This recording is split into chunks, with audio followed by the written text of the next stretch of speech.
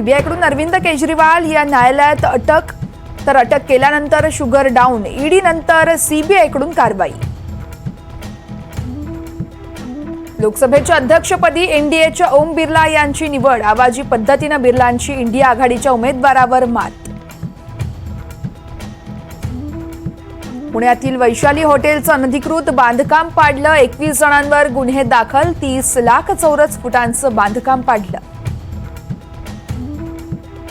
Pune drugs प्रकरणात धक्कादायक खुलासे, L3 बारमध्ये पबसाठीचा परवानाच नसल्याचे तपासात उघड, पबच्या मजल्याला ऑफिस वापरण्यासाठी होती मंजुरी।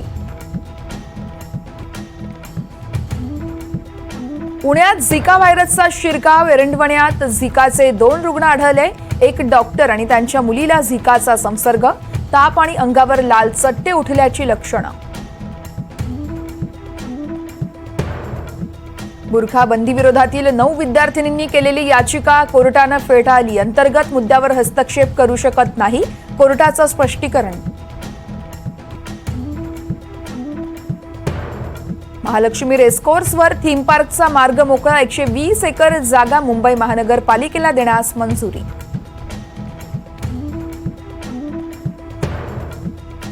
मुंबई एअरपोर्टवर आतापर्यंत 1 मेट्रिक टन सोन्याची जप्ती, सोन्याच्या तस्करीत मोठी वाढ झाल्याचं उघड, 550 कोटींचं सोनं पकडलं। मुंबईतल्या धरणांमध्ये गेल्या 5 वर्षातला सर्वात कमी पाणीसाठा, 31 जुलैपर्यंतच पाणीसाठा पुरण्याची शक्यता, मुंबई महानगरपालिकेची माहिती।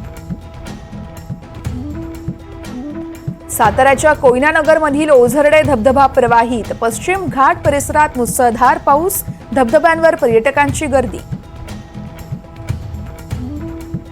हिमाचल प्रदेशच्या नाहनमध्ये भूस्खलन, दरडग्रस्त रस्ता अनेक तासांपासून बंद, प्रवासी आणि रुग्णांचे मोठे हाल।